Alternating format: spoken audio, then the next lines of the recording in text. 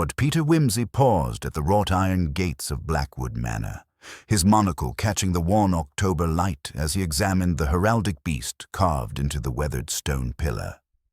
The autumn mist clung to the Kentish countryside like a gentleman's disagreement, persistent, chilly, and faintly embarrassing to all concerned. "I say, Parker," he remarked to Detective Chief Inspector Charles Parker, who stood beside him consulting a rather damp notebook. "Whoever commissioned this particular piece of medieval fancy appears to have been deplorably careless with their mythological taxonomy. That creature is quite clearly a wyvern. Observe the absence of forelegs and the distinctly reptilian posture, yet the inscription below persists in calling it a Draco. Most vexing to anyone possessed of a proper classical education." Parker, long inured to his brother-in-law's tendency to discover scholarly infractions at the most inappropriate moments, merely grunted and turned another soggy page. The telegram from Inspector Smedley mentioned circumstances requiring immediate attention, Peter. "Perhaps we might postpone the heraldic lecture until after we've examined whatever unpleasantness awaits us inside."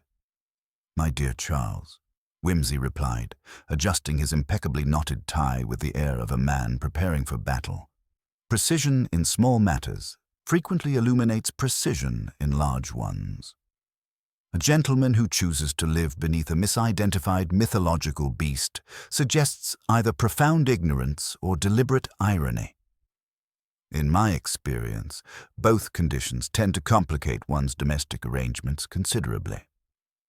The manor itself loomed before them like a Gothic rebuke to architectural moderation, its Tudor facade bristling with turrets and gargoyles that seemed to regard the approaching investigators with stone-carved disapproval. Wimsey noted with professional interest that several ground-floor windows stood ajar despite the autumn chill, and that the ancient oak door bore fresh scratches around its medieval lock. Curious details that he filed away with the methodical precision of a lepidopterist cataloguing specimens. They were met at the entrance by Inspector Smedley, a harried individual whose investigative methodology appeared to consist primarily of sighing and the therapeutic rubbing of his temples. Behind him hovered a formidable woman in rustling black bombazine, whose expression suggested that Death himself had committed a grave breach of household etiquette. "Inspector Parker, sir," Smedley exclaimed with palpable relief. "Most grateful you could come so quickly. We've had the local doctor examine the deceased, but the circumstances are, well, they're rather peculiar, if you take my meaning." "Peculiar in what precise fashion?" Wimsey inquired, producing an elegant cigarette case and offering it around with characteristic courtesy, though his pale eyes had already begun their systematic catalogue of the entrance hall's contents. "It's Sir Alistair Finch, sir, the master of the house. Found dead in his study this morning, seated at his desk as natural as you please, but stone cold. No obvious wounds, no signs of violence, no indication of sudden illness. Just departed, sir. Like someone had simply extinguished a candle." The woman in bombazine, evidently the housekeeper, emitted a sound that might charitably have been described as a sniff.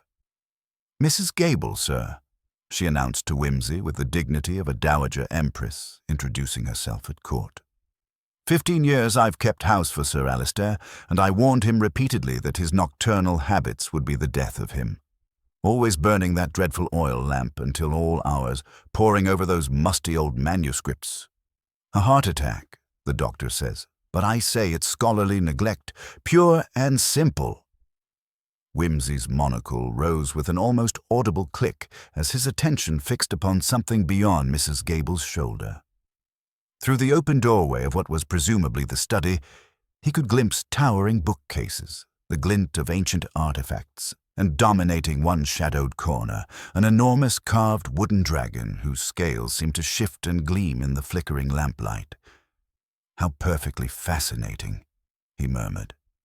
"And the door to Sir Alistair's study, was it secured when he was discovered?" "Locked tight from the inside, sir," Smedley confirmed. "Key still in Sir Alistair's waistcoat pocket. Windows latched from within. Miss Cordelia Ashworth, his secretary, found him when she arrived for work at 8:30. Had to break down the door, we did. Ah, said Whimsy thoughtfully. The classic locked room scenario. How delightfully traditional. One might almost expect to discover a copy of Poe prominently displayed among Sir Alistair's literary effects. He paused, his gaze still fixed upon the study's shadowed interior. Tell me, Inspector, was Sir Alistair in the habit of securing himself so thoroughly during his scholarly pursuits? Oh, yes, sir, regular as clockwork. Very private gentleman was Sir Alistair, particularly when he was researching the family history. Been at it for months, ever since his nephew arrived from London last spring.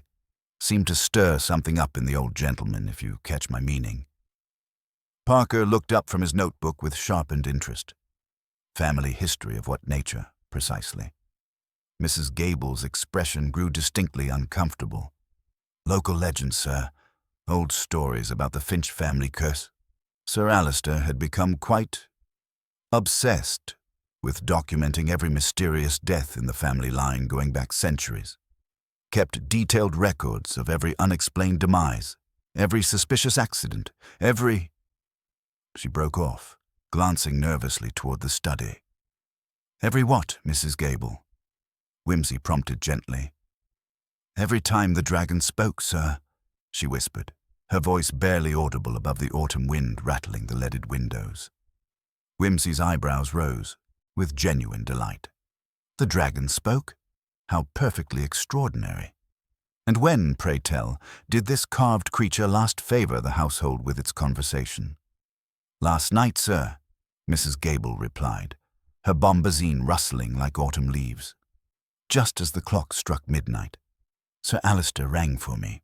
Most unusual that was, and when I came to the study door, he called out that I wasn't to worry about the voice from the corner. Said the old stories were finally making sense, and that he'd discovered something that would settle the family accounts once and for all. Those were his very words, sir. Parker and Whimsy exchanged a meaningful glance. The inspector cleared his throat diplomatically. Mrs. Gable, you're quite certain Sir Alistair was alone in the study when you heard this conversation? Quite certain, sir. Been locked in there since tea time he had, and this morning... She gestured helplessly toward the study door. Whimsy stepped forward, his hands clasped behind his back in an attitude of scholarly contemplation. One final question, if I may. This family curse that so captivated Sir Alistair's attention, does it, by any chance, concern itself with the precise manner in which Finch family members meet their inevitable appointments with mortality? Mrs. Gable's face went quite pale above her black collar. They say, sir, that when the dragon wakes and speaks, a finch must answer its call, and that answering... Well, sir, that's always been the end of the conversation, if you take my meaning. Indeed I do, Whimsy murmured, his gaze drawn once more to the carved beast lurking in the study's shadows. Indeed I do. Now then, shall we proceed to meet this eloquent dragon and examine what remains of its most recent conversational partner? I find myself quite eager to discover whether Sir Alistair's final scholarly pursuit proved as illuminating as he had hoped, or whether someone decided that certain family secrets were better left undisturbed. The wind chose that moment to rattle the windows more insistently, and somewhere in the depths of the house, a clock began to chime the hour with the measured solemnity of a funeral bell. Parker, with the air of a man resigned to theatricals, stepped aside to let Whimsy precede him into the study. The room exhaled stale lamp smoke, dust, and something else, an acrid metallic tang that made the nostrils contract without quite resolving itself into any familiar odor. The study itself, though large, felt close. Books rose from floor to ceiling in solemn ranks, their dark bindings broken here and there by the pale intrusion of a brass-shaded reading lamp or the gleam of a glass-fronted cabinet. The desk, massive, walnut, and determinedly Victorian, stood a little out from the wall, facing into the room rather than toward the window, as though its late master found the outside world a distraction from the more congenial company of his ancestors. Sir Alistair Finch occupied the high-backed chair behind it, his body slumped slightly sideways, the head tilted at an angle that might have been studied abstraction, had not the grey stillness of the face contradicted any suggestion of thought. One hand lay open upon the desk, the other hung limp over the arm of the chair, the fingers brushing the carpet. Whimsy approached with a respectful lightness of tread and bent over the corpse, his expression composed but very keen. "Ah, our late dragon-tamer. You observed, Parker, that the doctor has already delivered his professional benediction." Smedley cleared his throat. "Dr. Harvey examined the body at 9:15, my lord. Estimated time of death between 11 and 1 in the night. Heart failure, in his opinion. No signs of external injury." "Quite," said Whimsy absently. He leaned closer, careful not to disturb anything, and drew in a slow breath. "You notice anything, Charles?" Parker bent beside him, the policeman's practical scrutiny following Whimsy's more speculative gaze. "Nothing obvious. No marks on the neck. Pupils slightly dilated, but that may mean little after several hours. Hands, no signs of a struggle. Fingertips clean. Ink stains, of course. Face a little congested, but that could accord with heart failure. Or with several other possibilities," Whimsy remarked. He studied the dead man's mouth, then his eyes, then the fingertips again. "Any glass, cup, or other receptacle near at hand?" Smedley looked relieved to have something definite to say. "Yes, my lord. That cut-glass tumbler there, on the side table by the chair. Dr. Harvey said it was whiskey, Sir Alister's nightly dose. Nothing suspicious in that, he thought. The tumbler, solid and respectable, sat upon a small salver at Sir Alister's right, bearing a faint tide mark of dried liquid. Beside it lay an open silver cigarette case and a box of safety matches. "Nothing suspicious," murmured Whimsy, "except the entire context in which it appears, of course. Was the glass tested?" "Not yet," said Smedley. "We were waiting for the yard, sir." "Then let us leave it untouched for the present." Whimsy straightened and surveyed the room as a whole. His gaze came to rest, inevitably, upon the dragon. It crouched in the shadowed corner near the hearth, looming almost as tall as a man, carved from some dark, dense wood that caught the lamplight in sinister gleams. The creature's head, with its exaggerated snout and ridged brow, jutted forward on a sinuous neck, as though it listened. Its carved jaws were parted just enough to show the suggestion of teeth. The eyes, inlaid with some reflective substance, glass or perhaps a duller, semi-precious stone, seemed, in certain angles of the light, to contain the ghost of a spark. "A thoroughly uncomfortable ornament," Parker remarked. "One wonders why anyone would choose to share a room with that." "Tradition, my dear Charles," said Whimsy. "The last infirmity of noble minds, after pride and the gout. I observed that Sir Alister sat with his back to the beast. Perhaps he found it reassuring to know that whatever family spectre threatened him had already been neatly pinned to the wall in carved walnut. He moved toward the dragon, stopping a few feet away. "May I?" he asked Smedley. "So long as you don't damage anything, my lord." "Perish the thought," murmured Whimsy. He circled the carving, noting its base, squared, solid, apparently bolted to the floorboards, and the fine cracking of the varnish at the joints. As he passed behind it, he paused, bending to examine something at floor level. "A curious detail," he observed. "You see this, Parker? A faint discoloration in the carpet, radiating out from the base, and here, a thin, almost invisible seam where the carpet has been cut and very carefully relaid." Parker crouched to look, then glanced at Smedley. "Has anyone moved this dragon recently?" "Not in my time, sir," Smedley said confidently. "Mrs. Gable told me it's been standing there since before the war. Family heirloom." "Indeed," said Whimsy. He gave the dragon a gentle push. It remained immovable. "Solid as the Tower of London. Never mind. The secrets of interior decoration may wait upon the secrets of mortality. Tell me, Inspector Smedley, Who discovered the body again? Miss Cordelia Ashworth, my lord. Sir Alister's secretary. She arrived at 8:30 this morning. When Mrs. Gable told her Sir Alister hadn't rung for breakfast, she became anxious. Said it wasn't like him. She tried the study door, found it locked, and raised the alarm. We had to force it, as I mentioned. Whimsy's eyes roved the desk before Sir Alister. Papers lay scattered, some neatly stacked, some loose, several covered in a neat, small, upright hand. There was an open ledger, an inkstand, a fountain pen uncapped and drying, and near the dead man's left hand, a single sheet of paper bearing a few lines in much shakier writing. "Have these been examined?" asked Whimsy, indicating the manuscript chaos. "We've not touched them," said Smedley. "Thought it best to wait, sir. Miss Ashworth will be able to explain what he was working on." Whimsy leaned over the penned sheet, careful not to obscure it. The handwriting was crabbed, the ink blotched as though the hand that held the pen had trembled. He read aloud softly. "The dragon's debt is older than the Finch name. There must be payment in blood when the voice is heard. But not always Finch blood. That is the key. The accounts were settled that night at Blackwater Bridge. If only." The line broke off in a jagged scratch, the pen trailing away into nothing. "Suggestive," he said. "We must make Miss Ashworth translate this genealogical melodrama into plain English if she can. In the meantime, Parker, would you kindly make a note of Blackwater Bridge? One never knows when a watery feature may rise up to drown one in evidence."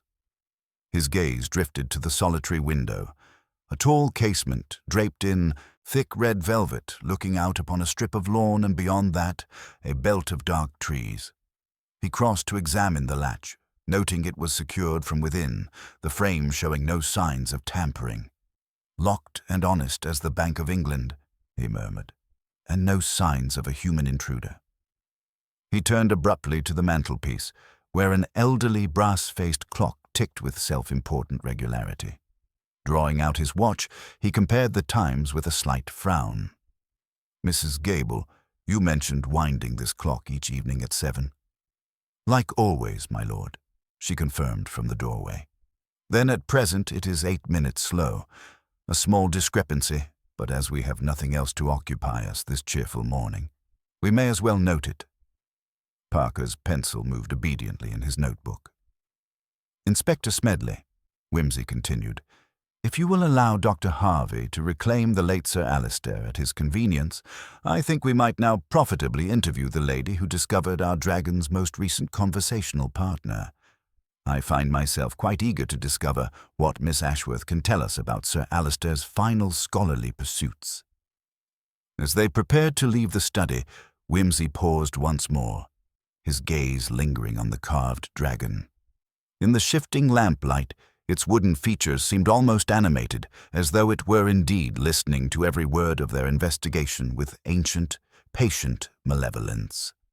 Miss Cordelia Ashworth awaited them in the morning room, a chamber that managed to combine the cheerlessness of a railway waiting room with the faded gentility of a dowager's drawing room.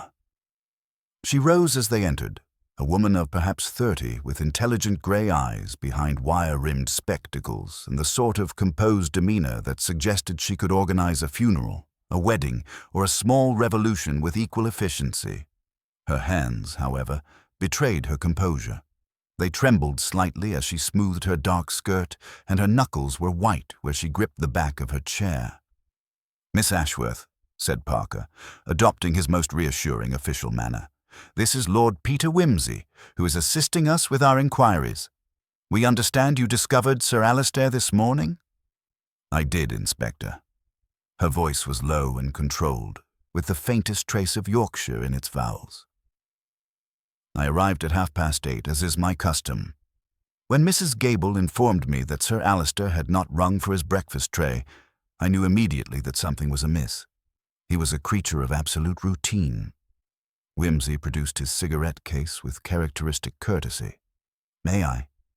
I find that domestic mysteries always benefit from a slight haze of tobacco smoke. It softens the harsh edges of reality. Now then, Miss Ashworth, You have been in Sir Alister's employ for how long? 3.5 years, my lord. I was engaged to assist with cataloguing his extensive library and organizing his research notes. In recent months, that work has been devoted almost entirely to the Finch family genealogy. Ah, the ancestral ghost hunt, murmured Whimsy, lighting his cigarette. And how did Sir Alister's constitution bear up under this genealogical strain? He was not a robust man, my lord. Dr. Harvey had warned him repeatedly about his heart. Palpitations, shortness of breath. The family research had become something of an obsession. He would work until all hours, sustained by nothing but black coffee and nervous excitement. Parker looked up from his notebook. When did you last see Sir Alister alive? Yesterday evening at 7 o'clock. We had worked together since 10 that morning on parish register transcriptions and his commentary on various family documents. He dismissed me at 7, saying he wished to examine his private journals alone. He seemed agitated, excited, but in a nervous, almost feverish way. Did he mention the nature of this excitement? Whimsy asked, studying the ash on his cigarette with apparent fascination. Miss Ashworth hesitated. He kept speaking of balancing the ledger and ending the dragon's claim once and for all. When I asked what he meant, he laughed, rather wildly, I thought, and said I should understand everything in the morning. He also mentioned Blackwater Bridge several times. Whimsy's pale eyes sharpened. Blackwater Bridge? And what significance does that locality hold in the Finch family annals? It was where his younger brother Edward died, my lord. Before my time here, but I have read Sir Alister's extensive notes on the incident. A carriage accident some 15 years ago. Edward was killed instantly. Sir Alister survived with minor injuries. It was recorded as misadventure, but Sir Alister had formed different opinions, Parker prompted. Increasingly so, Inspector. At first, he believed the accident was connected to the family curse, part of the pattern of mysterious deaths that had plagued the Finches for generations. Lately, however, he spoke more of human agency. He had become convinced that someone had deliberately caused the accident, and that the same person might be responsible for other, supposedly supernatural deaths in the family line. Fascinating, said Whimsy softly. The evolution from supernatural to mundane is always illuminating. Now, regarding last night, you retired to your room at what hour? Shortly after 11, my lord. My room is on the 3rd floor, directly above the study. I had some correspondence to attend to, and I remained awake reading until nearly midnight. And during this time, did you hear anything unusual? Miss Ashworth's composure wavered slightly. I heard voices, my lord, at approximately midnight. At first I thought Sir Alister had a visitor, though that would have been most irregular at such an hour. There was a deep voice, deeper than Sir Alister's, with an odd roughness to it. It seemed to come from the far corner of the study. Could you distinguish any words? Parker asked quickly. Only fragments through the floor. Something about blood and reckoning. I heard Sir Alister laugh. A sound of triumph rather than amusement, and then his voice, quite clearly. At last, then it wasn't my fault after all. After that, the deeper voice again, too low to understand. Then silence. And you did not investigate? Whimsy inquired mildly. It was not my place, my lord. Sir Alister valued his privacy, particularly during his research. I assumed that he had frightened himself with his own investigations again. It had happened before. Quite understandable, said Whimsy. Did you recognize the other voice? She shook her head firmly. No, my lord. It was unlike any voice I knew, but sound carries strangely through old floors. It might have been distorted beyond recognition.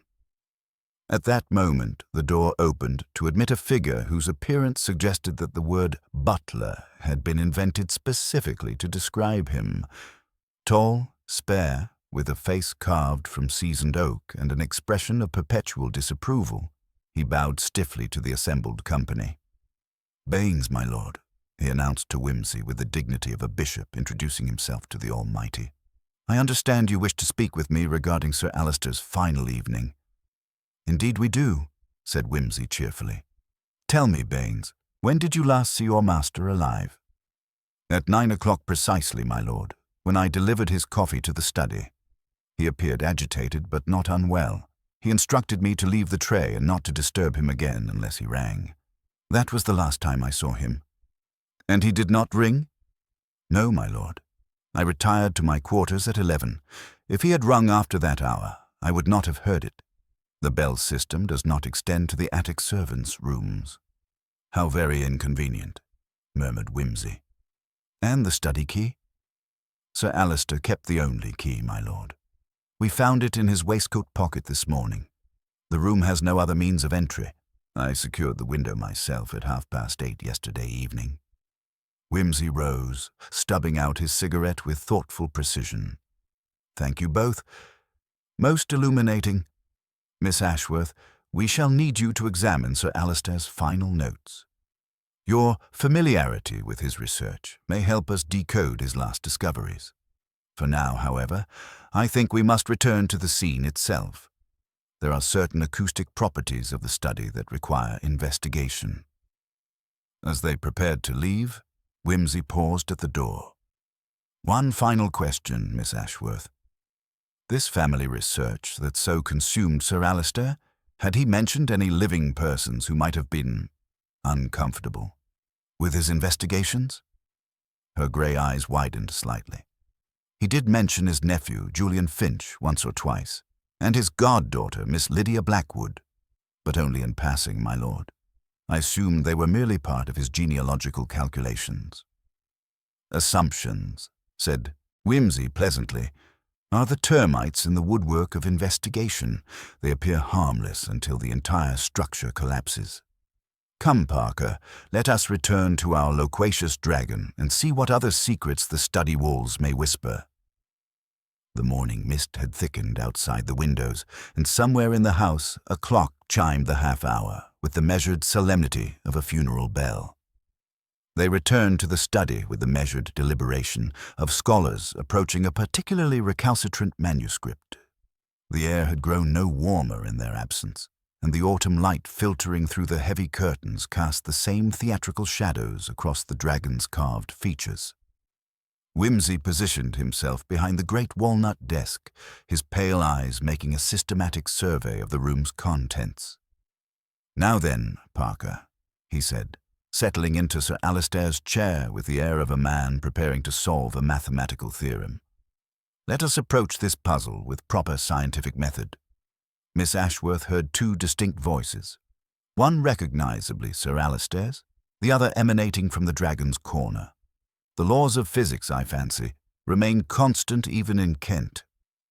He rose and crossed to the carved beast, running his gloved fingers along its wooden flanks with the delicate precision of a surgeon examining a patient. You observe, Charles, that our dragon's jaws are carved in perpetual speech, mouth agape, throat visible, most accommodating for a creature supposedly given to nocturnal conversation. Parker watched with growing interest as Whimsy knelt behind the carving, his monocle catching the lamplight. The base, as we noted, shows signs of having been moved despite its apparent immobility. But observe this more closely. His fingers traced the elaborate carving at the dragon's rear. This section of decorative work conceals what appears to be an opening. Elementary acoustics, my dear fellow. To demonstrate, Whimsy positioned his mouth near the hidden aperture and spoke in a deliberately deepened voice. The dragon's debt must be paid in blood. The effect was startling. Parker heard not Whimsy's familiar tones, but a rough, resonant voice that seemed to emerge from the dragon itself. Distorted by passage through the hollow interior, but unmistakably audible and thoroughly supernatural in character. Good Lord, Parker breathed. It's a speaking tube. Precisely. The dragon is hollow, with openings concealed by carving at both ends. Sound travels through the cavity and emerges with a most convincingly otherworldly timbre. Whimsy dusted off his knees with satisfaction. The question becomes, From whence originates the voice that travels through our wooden oracle?" He began a methodical examination of the wall behind the dragon, his fingers probing the aged wainscoting with the thoroughness of an antiquarian cataloguing manuscripts. Near the fireplace, his persistence was rewarded. A section of paneling yielded slightly to pressure, revealing itself to be hinged rather than fixed. "Parker, observe this panel. The wood grain doesn't quite match its neighbors. And here," he indicated a small hole at knee height, barely visible unless one knew where to look. "Our dragon's alimentary canal, unless I am much mistaken." The panels swung open to reveal a narrow space behind the wall, barely wide enough for a slender person to crouch within, but extending in both directions along the wall's length. Fresh scuff marks on the floor and a faint but unmistakable human scent confirmed recent occupancy. "A priest's hole," said Parker grimly, "or something very like it. Someone could lurk here for hours, listening to Sir Alistair's research, waiting for the opportune moment to make the dragon speak." "Indeed, and admirably positioned for both surveillance and theatrical intervention." Whimsy examined the cramped passage with his pocket torch. "But observe the psychological sophistication of our unknown dramatist, Charles. Sir Alistair spent years researching family deaths he believed supernatural in origin. What more effective method of dispatch than to convince him the family curse had finally claimed him? A man with a weak heart, confronted by seemingly supernatural confirmation of his doom, might well succumb to shock alone." He closed the panel carefully and returned to the desk, where Sir Alistair's scattered papers awaited examination. The brass clock on the mantelpiece continued its 8-minute temporal rebellion, drawing Whimsy's attention once more. "This chronological discrepancy troubles me, Parker. Mrs. Gable, a woman of mechanical precision, winds this clock each evening at 7. To lose 8 minutes in 12 hours suggests either a sudden malfunction or deliberate interference. In a household where supernatural manifestations are expected at midnight, the precise position of clock hands becomes rather significant." He lifted Sir Alistair's fountain pen, noting the dried ink on its nib. "Uncapped for several hours, I should judge. And this final note, observe how the handwriting deteriorates from nervous excitement to barely legible scrawl. The dragon's debt is older than the Finch name. There must be payment in blood when the voice is heard. But not always Finch blood. That is the key. The accounts were settled. That night at Blackwater Bridge. If only— Blackwater Bridge again, Parker observed. The carriage accident. Precisely. And note Sir Alistair's revelation. Then it wasn't my fault after all." Miss Ashworth heard him cry. Our dragon ventriloquist provided information that exonerated him from some long-carried guilt, but in doing so revealed knowledge they should have kept hidden. A knock interrupted Whimsy's analysis. Inspector Smedley entered, followed by a young man whose expensive clothing could not disguise an air of barely controlled anxiety.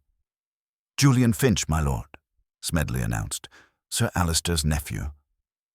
The young man advanced with jerky, nervous movements, his eyes studiously avoiding the dragon's corner. Fair-complexioned and perhaps 25, he possessed the restless energy of a thoroughbred horse scenting danger. "Dreadful business," Julian said, his voice pitched slightly too high. "Uncle Alistair seemed in perfect health when I visited last month. His heart, they tell me. Most unexpected." "Indeed," said Whimsy pleasantly, noting how Julian's hands clenched and unclenched at his sides. "You were close to your uncle?" "Reasonably so, my lord. He took a paternal interest after father's death at Blackwater Bridge, helped with my education, my establishment in London." The words came in a rush, as though Julian were reciting a prepared speech. "How thoughtful. And when did you last visit Blackwood Manor?" 3 weeks ago, my lord. Uncle Alistair seemed rather preoccupied with his genealogical research. Kept mentioning family curses and mysterious deaths. I confess I paid little attention." Whimsy's pale eyes studied the young man with clinical interest. Did he mention any specific discoveries? Any particular revelations about your father's accident, perhaps? Julian's face went white, then flushed crimson. He seemed to believe father's death was part of some supernatural pattern. Quite distressing, really. Naturally. Tell me, Mr. Finch, are you familiar with this house's architectural curiosities? The hidden passages that honeycomb these ancient walls? The question struck like a physical blow. Julian's composure cracked visibly. Uncle Alistair mentioned them once or twice. Historical interest only, you understand.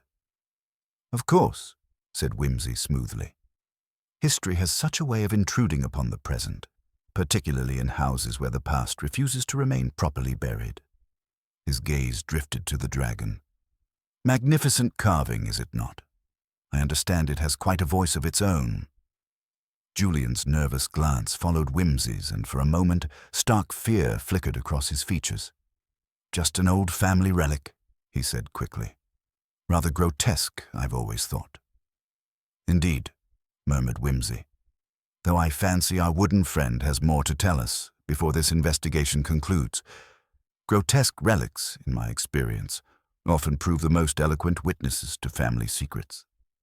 The dragon seemed to leer more pronouncedly in the shifting lamplight, and somewhere in the house a clock began chiming the hour with the measured solemnity of a funeral bell, 8 minutes behind the truth, like so much else in this ancient manor where the past refused to remain decently buried. Julian Finch's departure left behind an atmosphere thick with unspoken accusations and the lingering scent of nervous perspiration. Whimsy remained seated behind Sir Alistair's desk, his fingers steepled in an attitude of scholarly contemplation, while Parker consulted his notebook with the methodical precision of a man cataloguing evidence for the gallows. "Ah, young nephew," observed Whimsy presently, "displays all the composure of a rabbit who has suddenly realized that the lettuce patch is surrounded by foxhounds. Most illuminating, though hardly conclusive. Fear, after all, may spring from guilt or merely from the uncomfortable proximity of violent death." The domestic testament. Inspector Smedley, who appeared to materialize whenever an opportunity for orthodox police work presented itself, cleared his throat diplomatically. "I've had Mrs. Gable, Baines, and the study maid assembled in the small parlor, my lord. Thought you might wish to question them about yesterday's routine." Admirable foresight, Inspector. The British domestic class, properly interrogated, is infinitely more instructive than any official register. Whimsy rose with languid grace. "Come along, Parker. We are about to plunge into the eternal mystery of who last dusted the dragon." The small parlor contained Mrs. Gable in full rigid dignity, Baines in glacial composure, and a narrow-shouldered girl of perhaps 20, who clutched a handkerchief like a life-belt and appeared on the verge of dissolving into tears. "This is Alice, my lord," Mrs. Gable announced with heavy disapproval, as though apologizing for the girl's entire existence. "She does the dusting in the study." "An honored office," said Whimsy, settling into a chair. "In this house, dusting the dragon must be regarded as something very like tending a household idol. Now then, Mrs. Gable, let us proceed chronologically. Your activities yesterday?" Mrs. Gable drew herself up as though giving evidence before the Almighty. "Breakfast served at 8, cleared at past. I took Sir Alistair his post at 9 in the study. He was already at his desk with Miss Ashworth. At 7 precisely I wound all the clocks, including the study clock, and took in his evening biscuits and coffee. I set it by the kitchen clock, my lord, which I set every morning by the wireless time signal. I do not tolerate irregular clocks in this house." "Yet the study clock is presently 8 minutes slow," Whimsy observed mildly. "Most curious for a timepiece under such vigilant care." Mrs. Gable's expression grew troubled. "That cannot be correct, my lord. I wound it myself at 7 o'clock sharp." Whimsy turned to the trembling Alice. "Miss Alice, when were you last in the study?" Yesterday morning, my lord, Alice stammered. After breakfast, when Sir Alistair and Miss Ashworth go to the library. I dust the shelves and empty the ashtrays. I'm not to touch the papers, nor the dragon, except for the cloth. The cloth? Just an old sheet, my lord, Mrs. Gable explained hastily. Sir Alistair had it put over the dragon sometimes when he said it stared at him too much. Alice removes it when he wants the dragon visible. Most accommodating. And yesterday was our wooden oracle veiled or unveiled? Unveiled, my lord. I dusted round its feet, but I never touch its head. Sir Alistair doesn't, like anyone near it. Whimsy's pale eyes sharpened. Tell me, Alice, in your dusting peregrinations, have you ever observed anything peculiar about that corner? Strange sounds, perhaps? Alice's eyes grew large. Once or twice, my lord. I've thought I heard whispering behind the wall, but Mrs. Gable says old houses creak. They do indeed, said Whimsy thoughtfully. Mrs. Gable, you mentioned that Sir Alistair rang for you at midnight. Most unusual. Would you repeat exactly what occurred? Mrs. Gable's composure wavered slightly. It was just before 12, my lord. I heard the study bell ring, sharp and hard. Most alarming, as Sir Alistair never rang after 10. When I reached the study door, he called out that I wasn't to be disturbed, no matter what I heard. Said it was only the dragon speaking and that he understood it now. Did you hear this dragon's conversation? Nothing but his talking, my lord. His voice was strange, excited, like he'd been shouting. Scientific methodology. After dismissing the servants, Whimsy returned to the study with renewed purpose. Now, Charles, let us apply proper scientific method to our supernatural manifestations. The acoustics of this room require investigation. He positioned Parker within the hidden passage behind the dragon. When I signal, repeat Miss Ashworth's reported phrase, the dragon's debt must be paid in blood. Parker squeezed reluctantly into the cramped space. Whimsy then summoned Baines to Miss Ashworth's room above, instructing him to speak in normal conversational tones.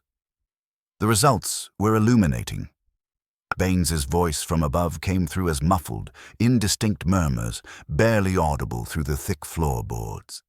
But when Parker spoke through the dragon's hollow interior, his voice boomed forth with startling clarity and supernatural resonance. You see the sophistication involved, Whimsy explained to the astonished Smedley. Miss Ashworth heard the dragon's voice with terrifying clarity, but Sir Alistair's responses would have been far less distinct. This suggests a carefully orchestrated performance, designed to be overheard and later testified to. The poisoned cup. Returning his attention to the whiskey tumbler, Whimsy lifted it with the delicacy of a wine connoisseur.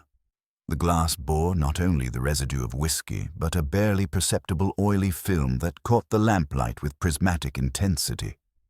Dr. Harvey, summoned to examine the glass, inhaled cautiously, and his eyebrows rose in alarm. Good heavens, whiskey certainly, but also bitter almonds. Very faint, but unmistakable. Cyanide? Parker asked sharply. Possibly. The alcohol would mask most foreign tastes and odors. On a man with Sir Alistair's weak heart, the effect would be rapid and devastating, heart failure within minutes. To an observer, it might appear entirely natural. Yet Miss Ashworth heard Sir Alistair speaking coherently at midnight. Whimsy noted, laughing even. Cyanide poisoning would preclude such clarity of speech. Dr. Harvey nodded grimly, which suggests the poisoning occurred after the conversation she overheard. The psychological revelation. Whimsy examined Sir Alistair's genealogical papers with renewed interest. One document revealed a family tree annotated with dragon symbols beside mysterious deaths, but Edward Finch's name bore both a dragon and a question mark. Observe this, Parker, he said, pointing to Sir Alistair's marginalia. Edward knew too much. His questions about the Ashworth inheritance threatened to expose the truth. But I was driving. I chose the route. If someone planned his death, They used my own guilt as their weapon. The Ashworth inheritance, Parker mused. Connected to our Miss Ashworth? Most likely. But note the psychological sophistication of our murderer, Charles. They didn't simply terrify Sir Alistair into a fatal heart attack, according to his final cry. Then it wasn't my fault after all. The dragon provided information that exonerated him from 15 years of guilt over his brother's death. A curious form of mercy, or perhaps a practical necessity. Whimsy's pale eyes glittered with the satisfaction of a chess player glimpsing checkmate. A man who dies believing himself vindicated is unlikely to leave behind written accusations. Our killer needed Sir Alistair to die at peace, not in terror, hence the elaborate charade of supernatural revelation followed by swift, silent poisoning. Julian Finch's departure left behind an atmosphere thick with unspoken accusations and the lingering scent of nervous perspiration. Whimsy remained seated behind Sir Alistair's desk, his fingers steepled in an attitude of scholarly contemplation, while Parker consulted his notebook with the methodical precision of a man cataloguing evidence for the gallows. "Our young nephew," observed Whimsy presently, "displays all the composure of a rabbit who has suddenly realized that the lettuce patch is surrounded by foxhounds. Most illuminating, though hardly conclusive. Fear, after all, may spring from guilt or merely from the uncomfortable proximity of violent death." The domestic testament. Inspector Smedley, who appeared to materialize whenever an opportunity for orthodox police work presented itself, cleared his throat diplomatically. "I've had Mrs. Gable, Baines, and the study maid assembled in the small parlor, my lord. Thought you might wish to question them about yesterday's routine." Admirable foresight, Inspector. The British domestic class, properly interrogated, is infinitely more instructive than any official register. Whimsy rose with languid grace. "Come along, Parker. We're about to plunge into the eternal mystery of who last dusted the dragon." The small parlor contained Mrs. Gable in full rigid dignity, Baines in glacial composure, and a narrow-shouldered girl of perhaps 20 who clutched a handkerchief like a life-belt and appeared on the verge of dissolving into tears. "This is Alice, my lord," Mrs. Gable announced with heavy disapproval, as though apologizing for the girl's entire existence. "She does the dusting in the study." "An honored office," said Whimsy, settling into a chair. "In this house, dusting the dragon must be regarded as something very like tending a household idol. Now then, Mrs. Gable, let us proceed chronologically. Your activities yesterday?" Mrs. Gable drew herself up as though giving evidence before the Almighty.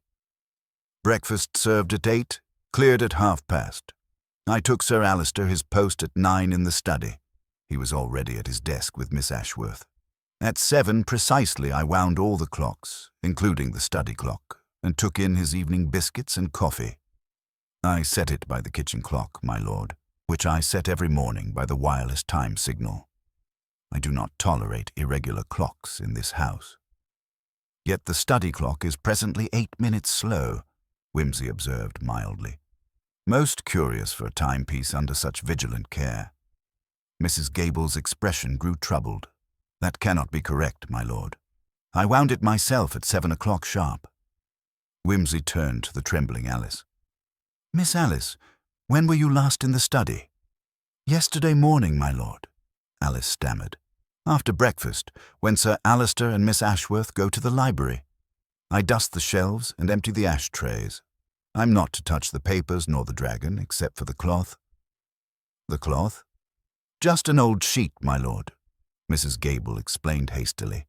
"Sir Alistair had it put over the dragon sometimes when he said it stared at him too much. Alice removes it when he wants the dragon visible. Most accommodating, and yesterday, was our wooden oracle veiled or unveiled?" "Unveiled, my lord. I dusted round its feet, but I never touch its head. Sir Alistair doesn't like anyone near it." Whimsy's pale eyes sharpened. "Tell me, Alice, in your dusting peregrinations, have you ever observed anything peculiar about that corner? Strange sounds, perhaps?" Alice's eyes grew large. "Once or twice, my lord. I've thought I heard whispering behind the wall, but Mrs. Gable says old houses creak." "They do indeed," said Whimsy thoughtfully. "Mrs. Gable, you mentioned that Sir Alistair rang for you at midnight. Most unusual. Would you repeat exactly what occurred?" Mrs. Gable's composure wavered slightly. "It was just before 12, my lord. I heard the study bell ring, sharp and hard, most alarming, as Sir Alistair never rang after 10. When I reached the study door, he called out that I wasn't to be disturbed, no matter what I heard. Said it was only the dragon speaking and that he understood it now." "Did you hear this dragon's conversation?" "Nothing but his talking, my lord. His voice was strange, excited, like he'd been shouting." Scientific methodology. After dismissing the servants, Whimsy returned to the study with renewed purpose.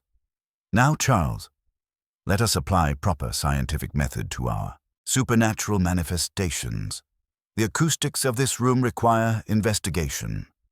He positioned Parker within the hidden passage behind the dragon. "When I signal, repeat Miss Ashworth's reported phrase, 'The dragon's debt must be paid in blood.'" Parker squeezed reluctantly into the cramped space. Whimsy then summoned Baines to Miss Ashworth's room above, instructing him to speak in normal conversational tones. The results were illuminating. Baines's voice from above came through as muffled, indistinct murmurs, barely audible through the thick floorboards. But when Parker spoke through the dragon's hollow interior, his voice boomed forth with startling clarity and supernatural resonance. "You see the sophistication involved," Whimsy explained to the astonished Smedley. Miss Ashworth heard the dragon's voice with terrifying clarity, but Sir Alistair's responses would have been far less distinct. This suggests a carefully orchestrated performance, designed to be overheard and later testified to. The poisoned cup. Returning his attention to the whiskey tumbler, Whimsy lifted it with the delicacy of a wine connoisseur. The glass bore not only the residue of whiskey, but a barely perceptible oily film that caught the lamplight with prismatic intensity. Dr. Harvey, summoned to examine the glass, inhaled cautiously, and his eyebrows rose in alarm. Good heavens, whiskey certainly, but also bitter almonds. Very faint, but unmistakable. "Cyanide?" Parker asked sharply. "Possibly. The alcohol would mask most foreign tastes and odors. On a man with Sir Alistair's weak heart, the effect would be rapid and devastating, heart failure within minutes. To an observer, it might appear entirely natural. Yet Miss Ashworth heard Sir Alistair speaking coherently at midnight," Whimsy noted. "Laughing even. Cyanide poisoning would preclude such clarity of speech." Dr. Harvey nodded grimly, which suggests the poisoning occurred after the conversation she overheard. The psychological revelation. Whimsy examined Sir Alistair's genealogical papers with renewed interest. One document revealed a family tree annotated with dragon symbols beside mysterious deaths, but Edward Finch's name bore both a dragon and a question mark. "Observe this, Parker," he said, pointing to Sir Alistair's marginalia. Edward knew too much. His questions about the Ashworth inheritance threatened to expose the truth. But I was driving. I chose the route. If someone planned his death, they used my own guilt as their weapon. The Ashworth inheritance, Parker mused. Connected to our Miss Ashworth? Most likely. But note the psychological sophistication of our murderer, Charles. They didn't simply terrify Sir Alistair into a fatal heart attack. According to his final cry, then it wasn't my fault after all. The dragon provided information that exonerated him from 15 years of guilt over his brother's death. A curious form of mercy, or perhaps a practical necessity. Whimsy's pale eyes glittered with the satisfaction of a chess player glimpsing checkmate. A man who dies believing himself vindicated is unlikely to leave behind written accusations. Our killer needed Sir Alistair to die at peace, not in terror. Hence the elaborate charade of supernatural revelation, followed by swift, silent poisoning. They found Miss Ashworth in the library, a cathedral of leather-bound volumes that rose to the vaulted ceiling like silent witnesses to centuries of Finch family secrets. She sat at the great oak table, surrounded by genealogical charts and parish registers, her wire-rimmed spectacles catching the wan afternoon light as she bent over a collection of documents with the methodical precision of a scholar pursuing an elusive theorem. She looked up as they entered, and Whimsy noted with professional interest that her composed mask slipped for just an instant, revealing not surprise, but something that might have been resignation, or perhaps relief that a long-awaited moment had finally arrived. "Lord Peter, Inspector Parker," she said, rising with careful dignity. "I've been examining Sir Alister's research notes, as you requested. His final investigations were rather more personal than I had initially indicated." Whimsy approached the table with the languid grace of a cat stalking particularly interesting prey, his pale eyes cataloguing the scattered documents. "Indeed, and what revelations have emerged from this posthumous scholarship?" Miss Ashworth's hands trembled slightly as she indicated a leather-bound ledger open to reveal columns of dates, names, and circumstances of death. Beside each entry, Sir Alister had noted potential beneficiaries and financial implications in his precise handwriting. He had traced what he called the dragon's debt back nearly 3 centuries, my lord. Every generation produced at least one mysterious death, always preceded by reports of the dragon speaking, always resulting in significant inheritance transfers. But in recent months, he had begun to suspect that the supernatural pattern concealed very human motivations. Whimsy settled into a chair with studied nonchalance, though his eyes remained sharp as surgical instruments. "Most illuminating. And I suppose this research touched upon certain peripheral connections to your own family history." The question struck home with surgical precision. Miss Ashworth's composure cracked visibly, her hands tightening on the manuscript before her. "My connection to the Finch family is more substantial than I initially indicated, my lord. My grandmother was Helen Finch, Sir Alister and Edward's aunt. She married beneath her station, according to family opinion, when she wed my grandfather, the Reverend Matthew Ashworth of Blackwater Parish." "Ah," murmured Whimsy, "the clerical branch of the family tree. How delightfully traditional, and this matrimonial descent from Olympus to the vicarage. Did it perhaps involve certain financial considerations?" Miss Ashworth drew a shuddering breath. "There was a settlement, my lord. Ashworth Farm and a considerable sum were to provide for my grandmother and her descendants. But when the old baronet died, the arrangement was disputed." Parker looked up from his notebook with sharpened interest. "Disputed by whom?" "By Sir Alister's father, Inspector. He claimed the documents were irregular, the witnesses unreliable. My family received nothing.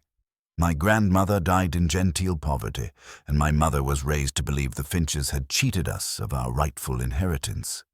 Whimsy's pale eyes glittered with understanding.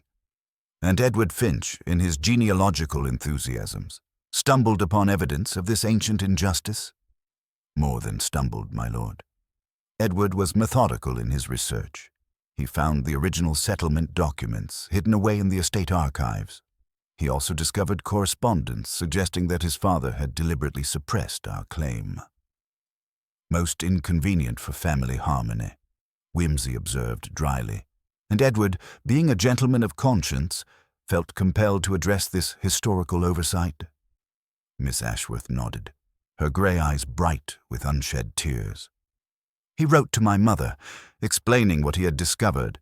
He promised that justice would be done, that the Ashworth family would receive what was rightfully ours. He was preparing to confront Sir Alister about making immediate restitution." "And then," Parker said grimly, "he met with his unfortunate accident at Blackwater Bridge." "The very week after he sent that letter, Inspector. My mother received word of his death before she received word of his intentions. For years, she convinced herself that Edward had merely been making empty promises. But I Miss Ashworth lifted her chin with desperate dignity. "I determined to discover the truth." Whimsy leaned forward with renewed interest. "So your employment here was not the result of fortuitous circumstance, but rather a carefully orchestrated investigation."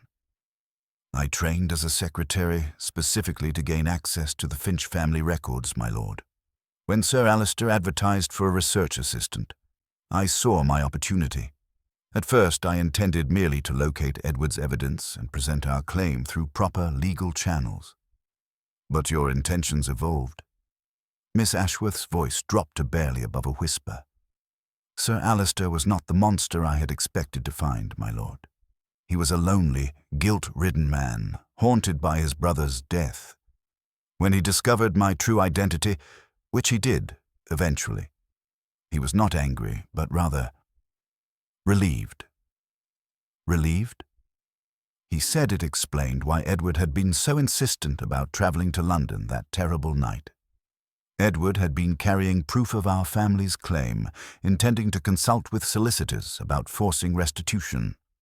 Sir Alistair had spent 15 years believing his brother died because of a senseless argument about nothing. Learning there was substance behind Edward's urgency seemed to lift some burden from his conscience. The psychological complexity. Whimsy rose and began his characteristic perambulation of the room, his hands clasped behind his back. How fascinating! So Sir Alistair's guilt was not merely about his reckless driving, but about his resistance to Edward's mission of justice. He had, in effect, died trying to prevent his brother from doing the right thing. Precisely, my lord, and once he understood this, he became determined to complete Edward's work. He began preparing documents to restore Ashworth Farm to my family, along with accumulated compensation for 60 years of lost income. Parker's pencil moved rapidly across his notebook. "A substantial inheritance, I should imagine." "Considerable, Inspector. Enough to transform my family's circumstances entirely." Sir Alistair spoke of balancing the ledger and settling the dragon's claim once and for all. He seemed almost joyful about the prospect of making amends. Whimsy paused before the window, his reflection ghostly in the rain-streaked glass. But Sir Alistair's research revealed more than ancient injustices, did it not? His investigation into the family curse had begun to suggest that Edward's death was not the accident it appeared to be. Miss Ashworth's face went white. He had found evidence, documents suggesting that someone knew exactly when and how Edward would travel that night. Someone had prepared for the possibility of an accident at Blackwater Bridge. And this someone? He wouldn't tell me, my lord. He said he needed to verify certain suspicions before making accusations. But he seemed to believe that Edward's death was deliberately arranged by someone who knew about the Ashworth claim and wished to prevent its exposure. Whimsy turned back to face Miss Ashworth, his expression uncharacteristically serious. "Tell me, my dear lady, when Sir Alistair spoke of his suspicions about Edward's death, did you fear for his safety?" Her composure cracked entirely. "I begged him to be careful, my lord.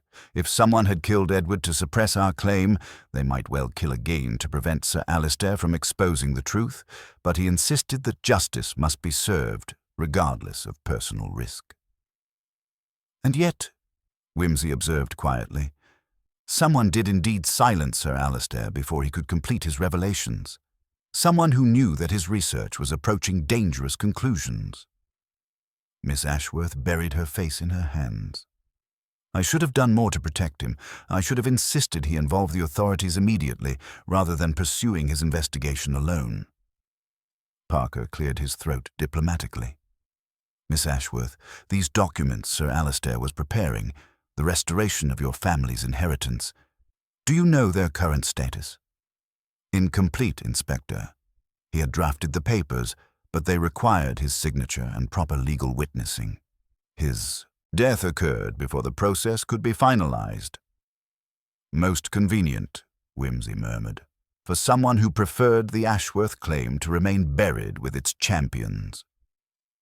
The library fell silent except for the soft patter of rain against the leaded windows and the distant tick of the brass clock, whose 8-minute rebellion continued to trouble Whimsy's methodical mind.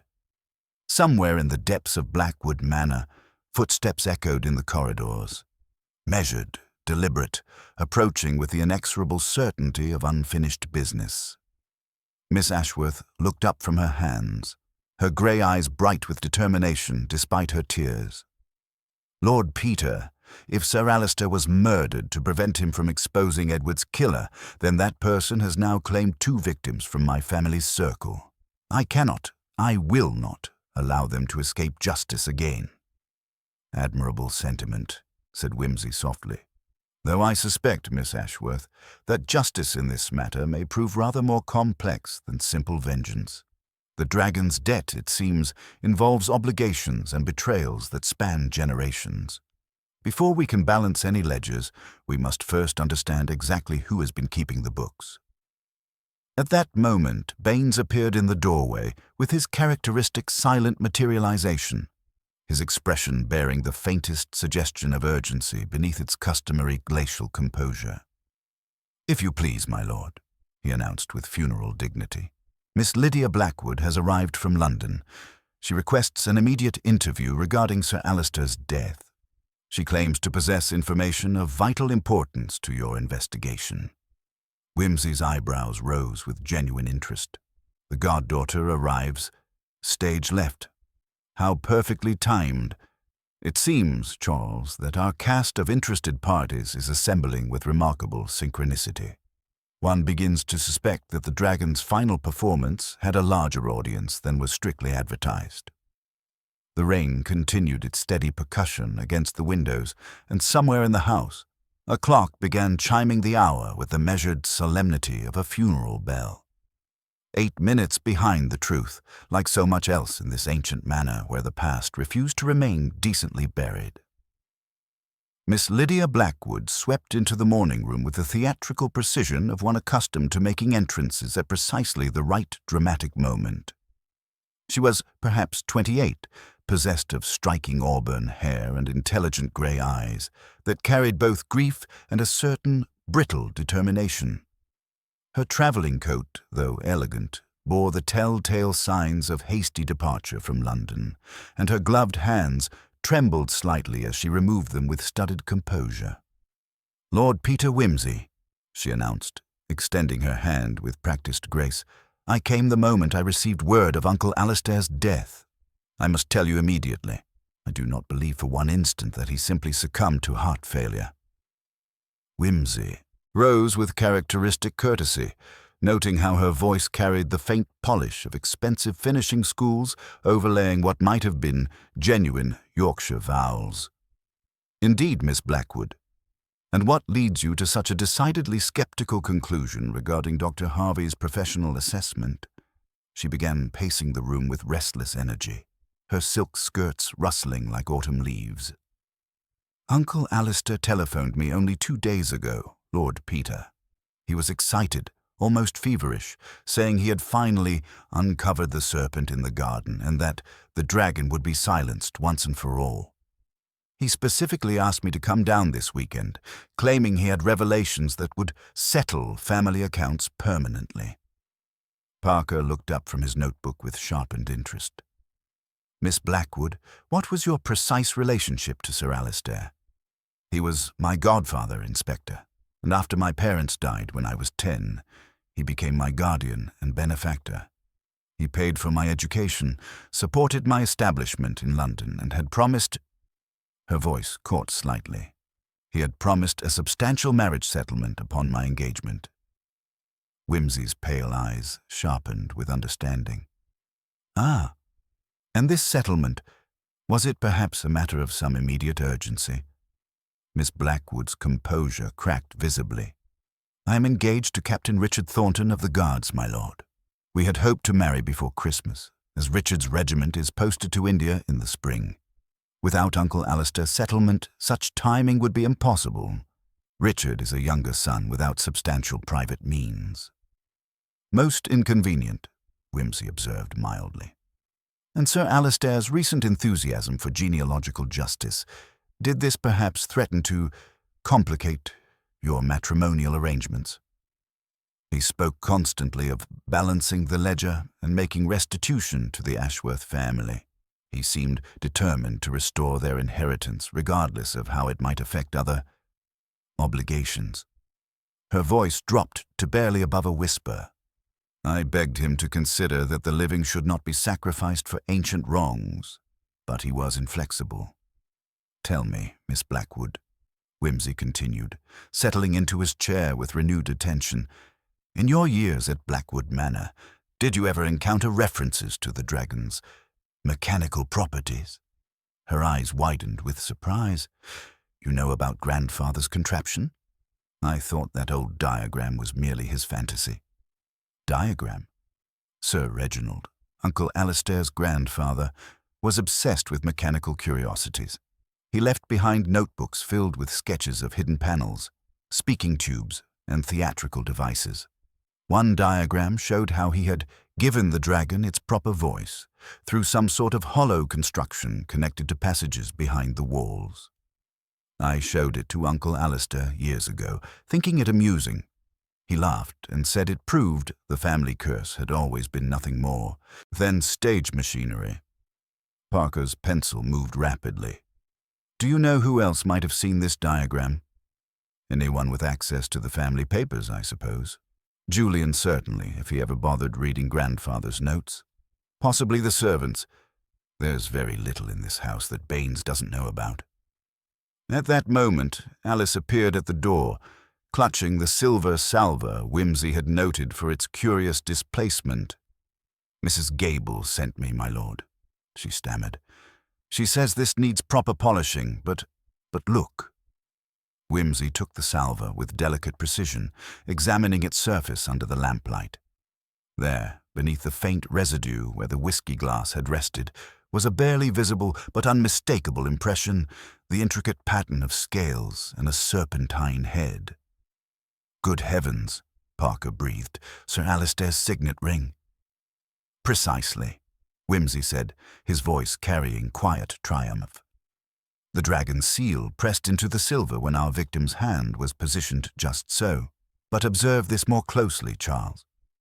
He turned the salver to catch the light differently. "The impression is not merely from casual contact. See how deep and precise it is. This suggests deliberate pressure, as though the hand was pressed firmly against the surface." Miss Blackwood leaned closer, her face pale. "But what does that mean?" "It means, my dear Miss Blackwood, that our killer was perhaps not quite as meticulous as they wished to appear, or perhaps they were counting on the general human tendency to overlook the obvious when presented with the sensational. The temporal deception." Whimsy's attention returned to the brass clock whose 8-minute rebellion had troubled him throughout the investigation. "The chronological discrepancy continues to fascinate me, Parker. Mrs. Gable sets this clock with mechanical precision each evening at 7. For it to lose 8 minutes suggests not malfunction, but deliberate interference." He began his characteristic perambulation, hands clasped behind his back. "Consider the implications. A poison that acts swiftly but not instantaneously, allowing for final conversation and dramatic revelation. Then consider the need to establish a precise time of death, one that provides alibi for the murderer while appearing to confirm witness testimony." "You think the clock was deliberately set back?" Parker asked. "I think, Charles, that our murderer required a specific window of opportunity, one that would allow them to be elsewhere when death was presumed to occur, while actually having administered the fatal dose much earlier." Miss Blackwood sank into a chair, her theatrical composure finally abandoning her entirely. "Lord Peter, if Uncle Alistair was murdered to prevent his revelations about the Ashworth claim, then whoever killed him knew exactly what he had discovered. They knew about Edward's death, about the family's financial obligations, about the mechanical dragon, the hidden passages, and most crucially," Whimsy finished softly, "about how to manipulate both supernatural terror and temporal evidence to create the perfect locked-room mystery." He lifted the signet-marked salver once more, studying its silent testimony. Our killer possesses intimate knowledge of this house, access to family documents, understanding of Sir Alistair's habits and fears, and, most importantly, a desperate need to prevent certain financial arrangements from being finalized. The morning room fell silent except for the steady tick of the rebellious clock and the soft patter of rain against the leaded windows. Outside, the autumn mist was beginning to lift, revealing the stark skeletal branches of ancient trees that had witnessed generations of Finch family secrets. "Miss Blackwood," Whimsy said finally, his voice carrying a new gravity, "I fear your godfather's death was indeed the result of human agency rather than divine justice. But before we can unmask our dragon ventriloquist, we must first understand exactly how they managed to commit murder while appearing to be elsewhere entirely." Somewhere in the depths of Blackwood Manor, footsteps echoed in the corridors with the measured precision of approaching judgment, while the carved dragon in the study seemed to leer with growing malevolence, as though it knew that its most dangerous performance was yet to come. The investigation had reached its turning point, and Whimsy suspected that the next revelation would prove more shocking than any supernatural manifestation the ancient manor had yet produced. The afternoon light had grown thin and grey, casting the study in shadows that seemed to gather around the carved dragon like conspirators whispering secrets. Whimsy stood before the great fireplace, his pale eyes surveying the accumulated evidence with the methodical precision of a scholar approaching a particularly recalcitrant theorem. Parker occupied his customary position with notebook ready, while Inspector Smedley hovered near the door with the air of a man witnessing revelations beyond his usual purview.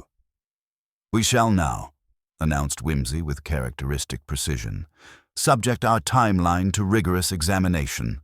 The truth, I have found, invariably reveals itself through the stubborn persistence of temporal fact." He moved to the mantelpiece clock, whose 8-minute rebellion had troubled him throughout the investigation. At 7 o'clock yesterday evening, Mrs. Gable wound this clock with her customary precision, setting it by the kitchen regulator, which she synchronizes daily with the wireless time signal.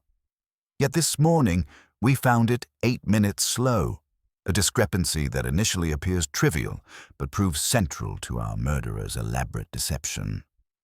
Parker's pencil moved across his notebook. "You believe the clock was deliberately altered?" "Indeed, Charles. Consider the psychological sophistication required. Our killer needed Sir Alistair to die peacefully, believing himself vindicated rather than terrified. A man who dies in terror might leave behind written accusations or desperate final messages. But a man who dies at peace, convinced of his own innocence, poses no such posthumous threat." Whimsy crossed to the carved beast, running his gloved fingers along its wooden scales. The dragon's hollow construction, as revealed by Sir Reginald's diagrams, provided the perfect mechanism for supernatural theatre. Our killer, concealed in the priest's hole behind this panel, could speak through the creature's mouth, their voice emerging with otherworldly resonance that would convince even skeptical observers. He demonstrated by positioning himself behind the dragon and speaking in deliberately deepened tones. The dragon's debt is older than the Finch name. The effect remained startling. Parker heard not Whimsy's familiar voice, but a rough, supernatural utterance that seemed to emerge from the carving itself. But observe the crucial timing, Charles. Miss Ashworth heard this conversation at what she believed was midnight. In reality, our manipulated clock meant the scene occurred 8 minutes earlier, a small but crucial window that would later provide our killer with the perfect alibi. Dr. Harvey's analysis had confirmed the presence of delayed-action cyanide compounds in the whiskey glass, a sophisticated choice that allowed for extended conversation before proving fatal. Our murderer required a poison that would permit Sir Alistair to remain coherent for the dragon's revelation, while ensuring death would follow within a predictable time frame, Whimsy explained. The sequence becomes clear. At approximately 11:40, Sir Alistair's evening whiskey was doctored. As the poison began its insidious work, our killer performed their ventriloquist act, providing the psychological absolution that would ensure Sir Alistair died believing it wasn't my fault after all. The dragon's voice revealed information that exonerated him from 15 years of guilt over Edward's death, a mercy that was also a practical necessity. The most ingenious aspect of the crime lay in its apparent impossibility. The locked door presented our killer with a significant challenge, Whimsy continued, but one they solved through intimate knowledge of this house's architecture and their victims' habits. He moved to examine the medieval lock mechanism. After Sir Alistair succumbed to the poison, our killer faced the problem of creating a perfect locked room mystery. The solution required both audacity and precise teaming. Whimsy indicated the silver salver, whose displaced position and signet ring impression had provided crucial evidence. This salver served a dual purpose. First, it bore witness to Sir Alistair's final struggle. The deep impression of his dragon seal ring pressed into the silver as he fought the poison's effects. But second, and more cunningly, it provided our killer with the means to complete their deception. Having administered the poison and waited for its inevitable conclusion, our killer took Sir Alistair's key and locked the study door from the outside. They then used the thin edge of this silver salver to slide the key back under the door, where it would later be discovered in what appeared to be its natural position in Sir Alistair's waistcoat pocket. Parker frowned. But how did they escape? All windows were secured from within. Ah, Charles, observe this fresh scratch on the window frame. Barely visible, unless one knows where to look. Our killer did indeed secure the window from within, but only after they had prepared their escape route. Using a thin wire threaded through a minute gap in the frame, they could manipulate the latch from outside, creating the illusion that the room had been sealed from within throughout the night. The clock manipulation provided the final stroke of genius. Whimsy continued. By setting the study clock back 8 minutes before their departure, our killer ensured that when death was officially discovered, the timeline would suggest Sir Alistair died at midnight, precisely when they needed to be seen elsewhere, establishing an unshakable alibi. He turned to face the assembled company with quiet satisfaction. The beauty of this crime lies not in its complexity, but in its psychological sophistication. Our killer understood that Sir Alistair's guilt over Edward's death was the key to managing his final moments. By providing supernatural absolution through the dragon's voice, they ensured he would die peacefully, without leaving behind inconvenient accusations or evidence of foul play. The motive, of course, was financial desperation disguised as family loyalty. Sir Alistair's determination to restore the Ashworth inheritance threatened to bankrupt the estate, destroying the expectations of those who had counted on substantial inheritances. Someone faced the prospect of financial ruin if his plans proceeded. Someone who had made commitments based on anticipated wealth, who could not afford to see the estate's resources diverted to ancient claims of justice. The room fell silent except for the persistent tick of the rebellious clock and the soft patter of rain against the leaded windows. Outside, the autumn mist was finally beginning to lift, revealing the stark branches of ancient trees that had witnessed generations of Finch family secrets.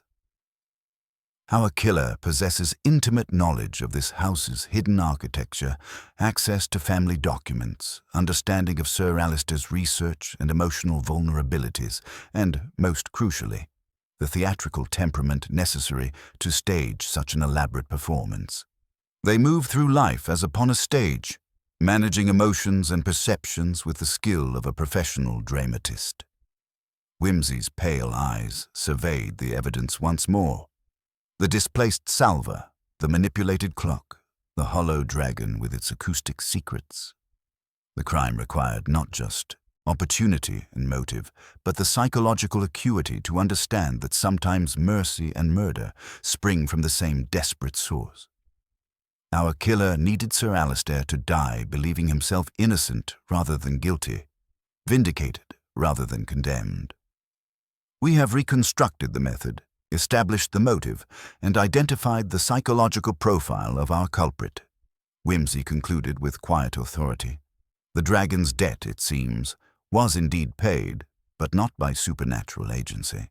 Human greed, human desperation, and human ingenuity combined to create what appeared to be an impossible crime, but was, in fact, a masterpiece of misdirection and temporal manipulation. The carved dragon seemed to leer more pronouncedly in the shifting lamplight, as though it knew that its most dangerous performance had been exposed. Somewhere in the depths of Blackwood Manor, footsteps echoed in the corridors with the measured certainty of approaching justice.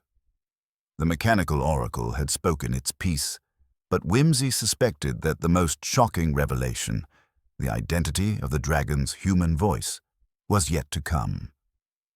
The stage was set for the final confrontation, where all the carefully constructed alibis and theatrical deceptions would crumble before the inexorable logic of evidence and the uncomfortable persistence of truth. "Come, Parker," Whimsy said finally, his voice carrying a note of quiet satisfaction mixed with melancholy. "It is time we gathered our dramatis personae for the final act. I believe our dragon ventriloquist is ready to take their bow, though I suspect they will find the applause rather less enthusiastic than they had hoped." The investigation had reached its crucial turning point, where all the threads of deception would be drawn together into an inescapable net of evidence, and the killer's elaborate performance would finally meet its inevitable curtain call. The study had been transformed into an impromptu theater of justice, its ancient walls bearing witness to what would prove to be the dragon's final performance. The autumn evening pressed against the tall windows like a curious audience, while within, the assembled cast arranged themselves with the unconscious precision of players taking their marks.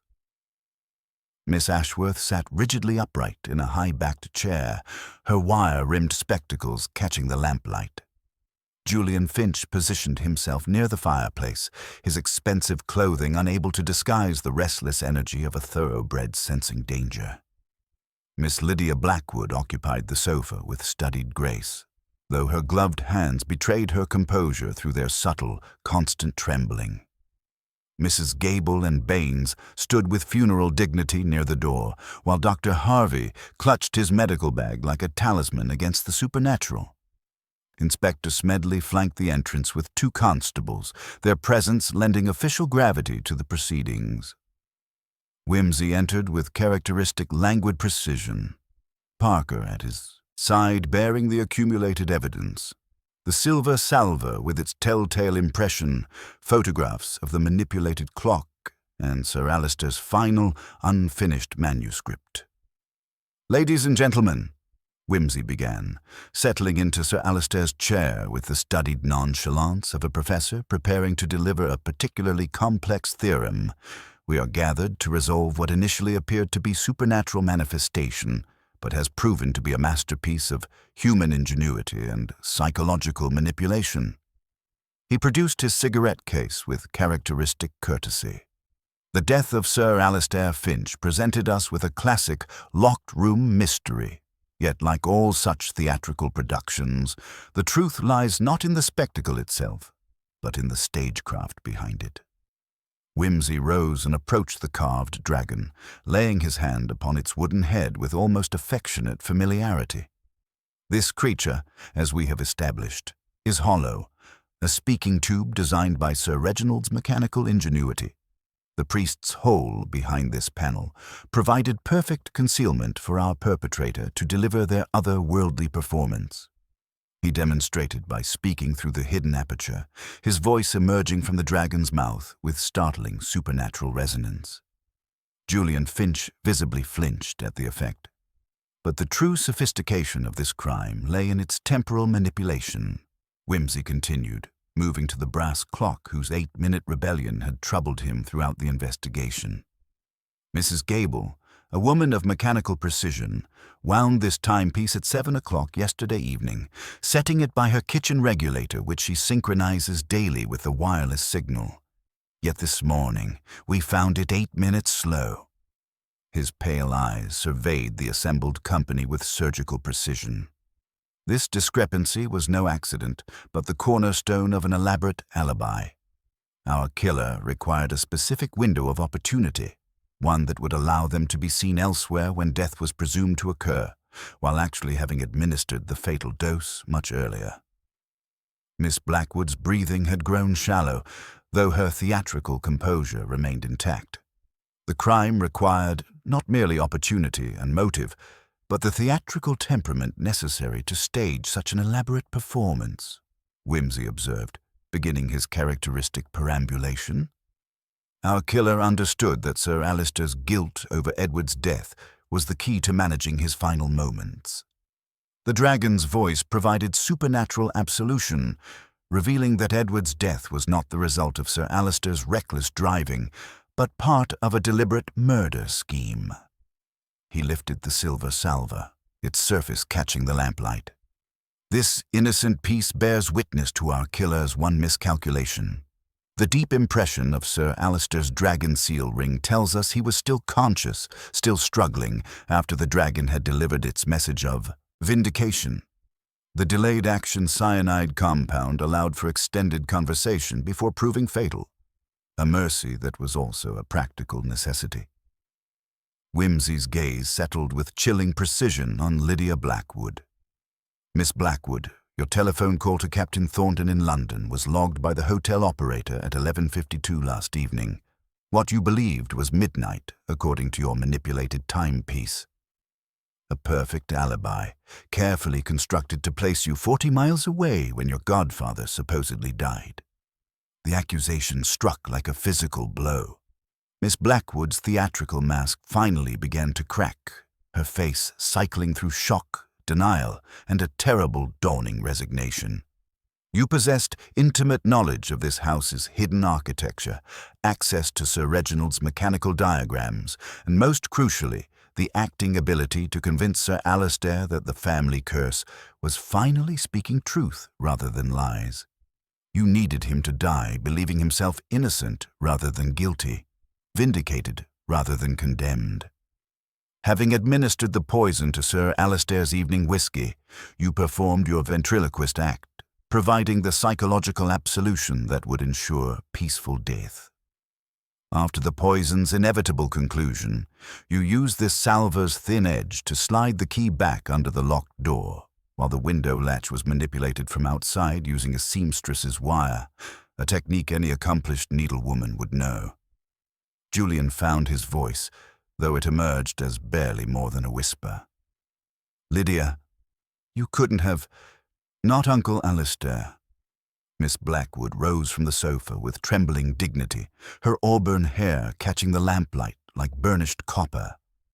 He was going to destroy everything, she said, her voice barely audible above the rain pattering against the windows.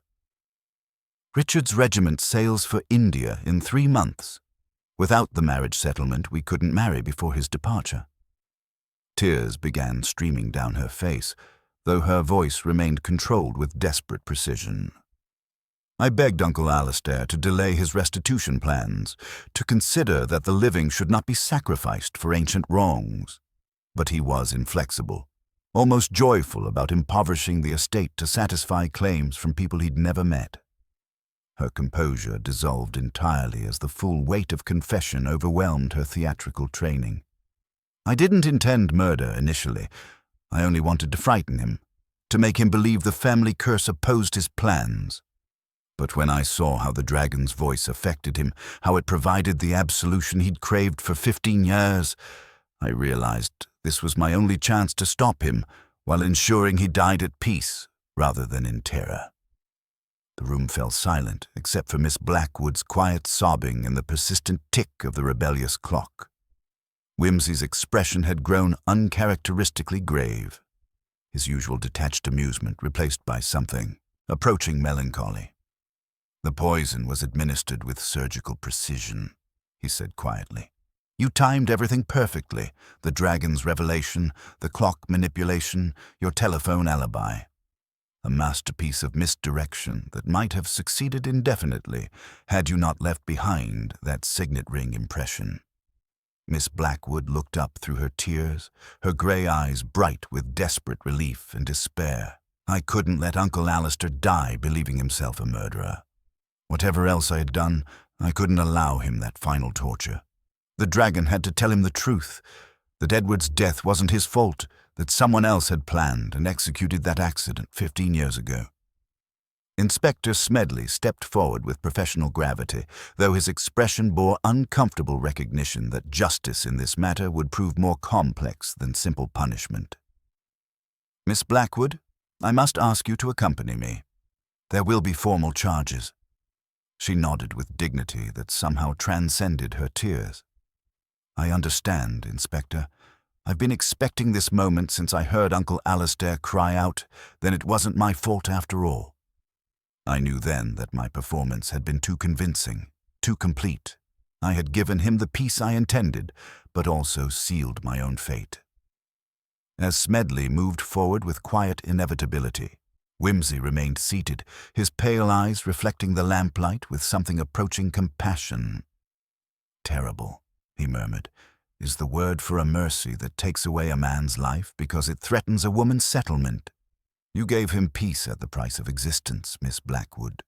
That is an expensive draft indeed." The carved dragon watched them all with its wooden, ironic stare, its voice finally silenced after generations of speaking family secrets.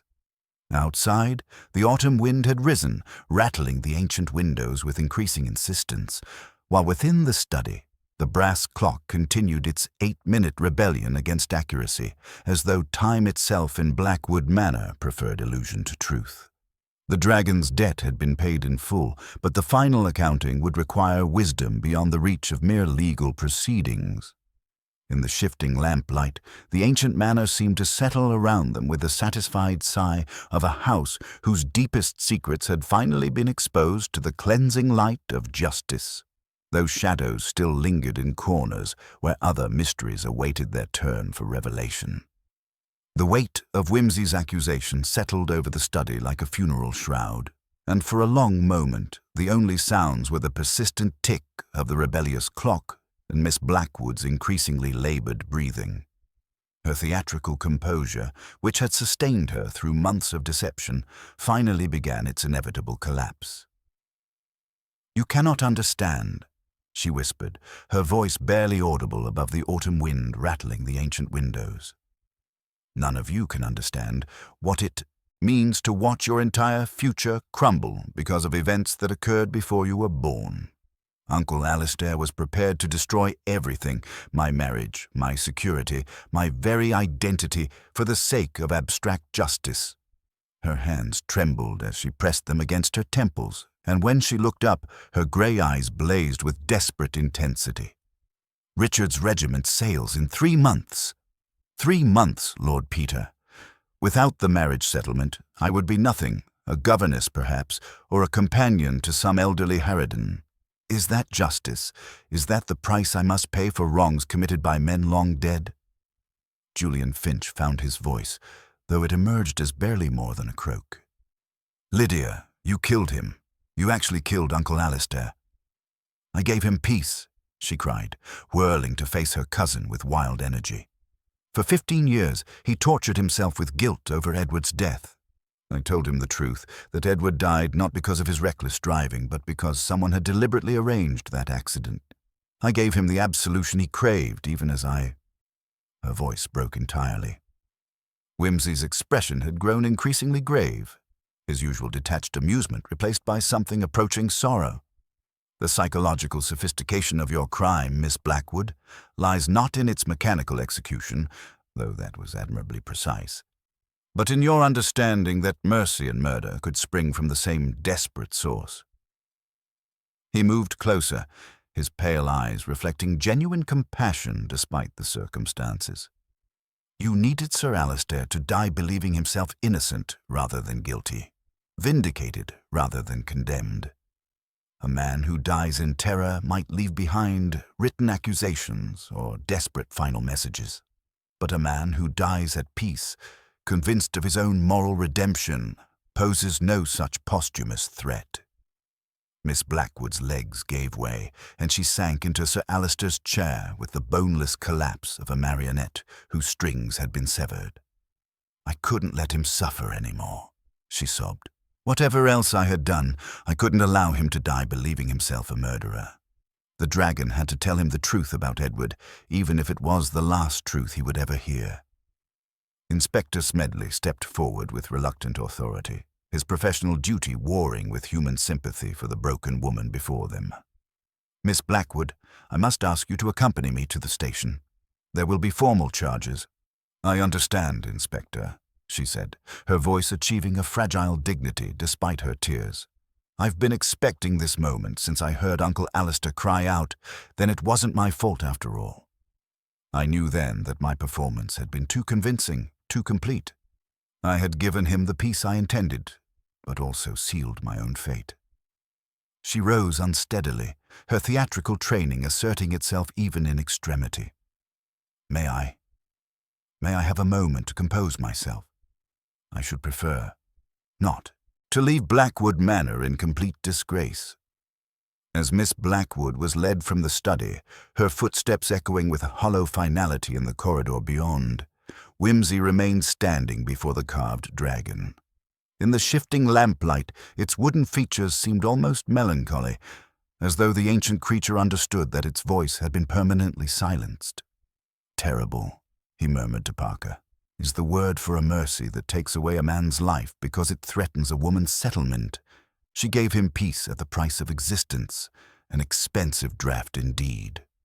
Miss Ashworth, who had witnessed the entire confrontation in stunned silence, finally spoke.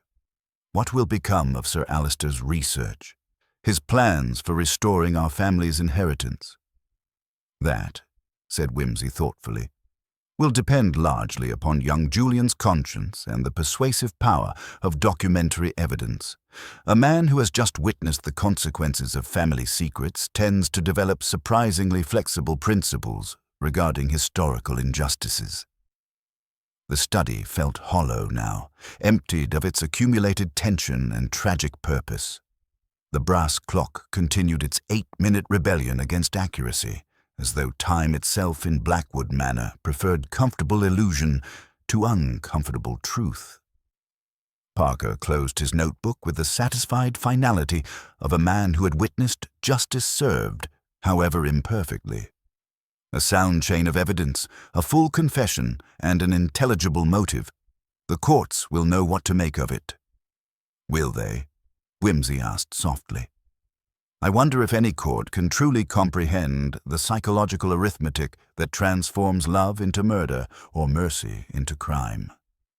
Miss Blackwood killed not from vulgar greed, but from fear of losing her one respectable chance at a tolerable future. He stubbed out his cigarette with characteristic precision. "The dragon's debt has been paid in full, Charles, though not in the currency anyone anticipated. 3 centuries of supposed supernatural vengeance proved to be nothing more than human desperation dressed in theatrical costume." As they prepared to leave the study, Whimsy cast one last glance at the carved dragon, now reduced to mere furniture by the exposure of its mechanical secrets. "Our wooden oracle has spoken its final words," he observed. "One hopes its voice will not be required again, though human nature suggests that new mysteries will inevitably arise to test the acoustics of these ancient walls."